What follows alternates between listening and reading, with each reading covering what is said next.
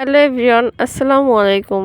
আশা করি সবাই ভালো আছেন অ্যান্ড আলহামদুলিল্লাহ আমিও আপনাদের দয়ায় অনেক ভালো আছি। আজকে আপনাদের সাথে একটা সিম্পল মেহেদির ডিজাইন শেয়ার করতেছি।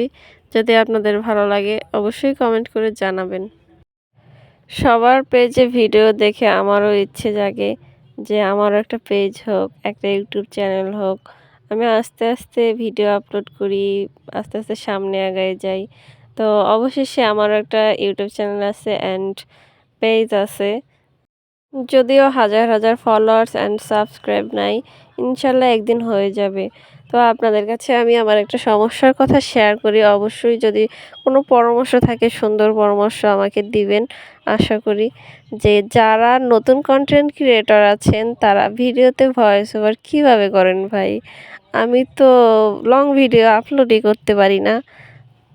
ফেসবুকে শুধু রিলস অ্যান্ড ইউটিউবে শুধু শর্ট ভিডিও আপলোড করি, কারণ রিলস ভিডিও আর শর্ট ভিডিও তো মাত্র কয়েক সেকেন্ডের, 1 মিনিটের বেশি হয় না। কিন্তু লং ভিডিও আপলোড করতে গেলে তো 2-3 মিনিট অনায়াসে হবে, এর থেকে কম তো দেওয়া যায় না। কিন্তু আমি লং ভিডিও যে আপলোড করব, ভিডিওতে কি কথা বলবো, কি বিষয় নিয়ে বলবো, আসলে এগুলো আমার মাথায় আসে না।